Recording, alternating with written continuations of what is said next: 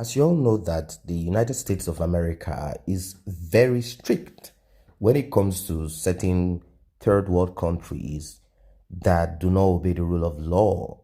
That does not mean that the United States of America itself is free of all of this too. But then, to some point, we can give them credit. They've held up the rule of law. Apkabio has been denied United States visa and he has been accused of corruption and human rights abuses. He is the Minister of Niger Delta, Senator Godswill Apkabio. It is said that he was denied entry into the United States of America as the embassy in Nigeria refused to grant him visa.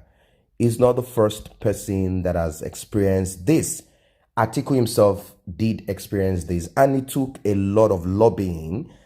And this is as a result of the interest that America has in Africa, particularly in Nigeria. And since he was, contesting for the position of president, they felt that it is better they stretch a hand and gave him a one-way ticket, a one-way visa. That means he could not visit America 2, 3, 4 times. He only had to go first to upgrade and allow him, probably the opportunity to win the election, which he claimed he did, but he was stripped of this. Apkabio visa application was turned down because President Donald Trump administration is in possession of petitions filed against the minister for series of murders, corruption, and human rights abuses while he served as governor of Akwa Ibom State.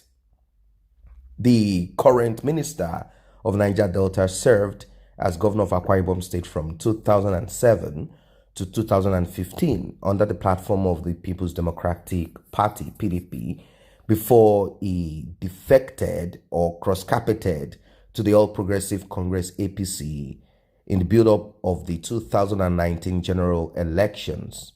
A petition accusing the former Akwa Ibom governor for corruption, murder, and human rights abuses is currently before the United States government. A source privy to the drama that played out at the United States Embassy told some online newspaper that after the former governor applied for visa, the officer in charge told him to drop his passport and return to collect it later. However, when he returned to get the visa, he was told his application was denied.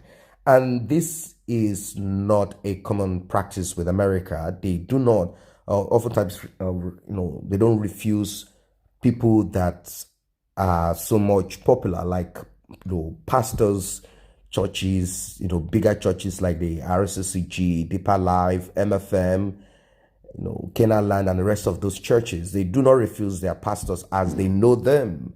They know these people. And also, they do not deny politicians as they come up with the government documents. And some of them do have, some of them, they do have the diplomatic passport that they use in traveling. But maybe America has curtailed some of these excesses, as we heard some cases back in those days that some pastors during Goodluck Jonathan's administration, they had the opportunity of getting such passports, diplomatic passport, that you do not have to get a visa or queue for a visa. But maybe America has clamped down on this and they have made sure that they got the names and identities, basically identities of diplomats, and no other person can make use of this opportunity. But then you know what it is anyway. When he returned to get his visa, he was told his application has been denied. It was gathered that Apkabio was angry at the visa officer for not telling him from the onset that his visa application was denied, instead of exposing him to the humiliation of having to return to collect his passport. Godswill Apkabio was few days ago denied visa by the US Embassy in Nigeria. It is not clear why he wants to visit the United States of America anyway. The Trump administration is in possession of a complaint filed against him for series of corruption practices and human rights abuses and a host of other issues. So it's a terrible issue. The 2011 elections in Akwa Ibom recorded a lot of violence. Apkabio, who was seeking a second term, at that time won the gubernatorial election, followed by John James Akpanu-Doede of the defunct Action Congress of Nigeria, ACN. N1ES, a scene of the defunct Congress for Progressive Change (CPC). In December 2014, a civil society organization named Nigerian Peace and Security Working Group, in a report on its finding on the 2011 election, stated that there was significant pre-election violence between the ACN and PDP, with purported assassination attempts against political aspirants and the killing of Akinenye Upana, a major PDP politician. There were several incidents of targets, as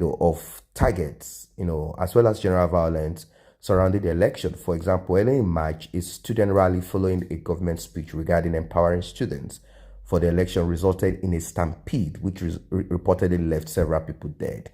It was also reported that popular journalists had been killed for voicing anti-government sentiments, while an ACN chieftain was reportedly murdered by assassins, although no specific motive was reported. Following the election, the ACN challenged the election of Governor Godswill Apkabio, claiming vote rigging and fraud. Following those allegations, it was reported that an INEC member went into hiding following death threats amidst claims that he had played a role in ballot rigging. Specifically, in Uyo and Ikotekpene, there was a significant amount of violent incidents, mainly between PDP and ACN supporters, including political thuggery and targeted killings. Ethnic tension in 2011 between the three main ethnic groups, the Bibio, Anang, and Oron, was heightened during the 2011 election, mostly along party lines. Police responded adequately to most violence incidents, although we know that police are also used to do steal ballot boxes. Intra-party tension, PDP Governor Godswill Apkabio fired his secretary to the state government, Okon Umana, due to political differences. Now, Umana wants to run for governor, and Apkabio is running for the state senate because he reached the end of his term limit as governor. And the senate is definitely the retirement home of these politicians, or most of the governors. Controversy on which senatorial district the governorship will be zoned to, whether Eket or Uyo. Similarly, a bulletin by Funds for Peace on Akwa Ibom State on pattern and trends for 2012 to 2014 stated that violence in the state was elevated during the gubernatorial elections of 2011. So, almost all of them are always involved in this. You look at Bayelsa State and Rivers and the rest of them, it is always riddled with so much violence.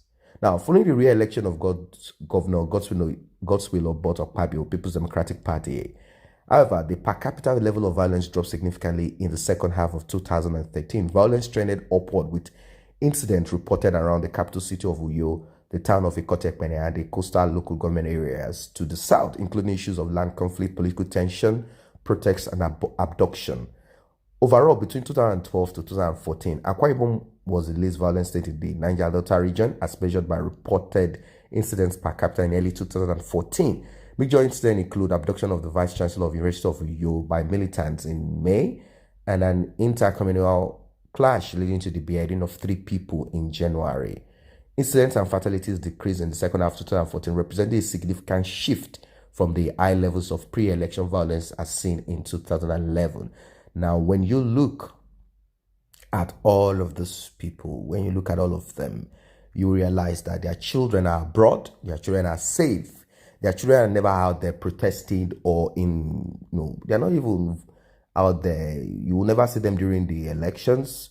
You will never even see any of the children, kind of out there campaigning for their parents. You will never see any of them doing all of this. They are abroad, they are relaxing, enjoying the loot that their parents are stealing, and you are out there, put your life on the line for those people. What a shame, what a pity that people have to come down so low without reasoning. Well, that's what it is. There are people that might be in support of Godswill Apkabio, while some might not be in support of Godswill Apkabio. What's your own opinion about this? Do you think America should keep on with blocking most of them, and even Europe in general, so they have no other place to go to, rather than allowing them to come over there to hide the loot? Let us meet at the comment section below. And while you're at that, if you are not a member of this channel, we can grow in together by you tapping on the subscription button and the red notification icon bell below. It will definitely alert you whenever videos are uploaded. Thanks for stopping by.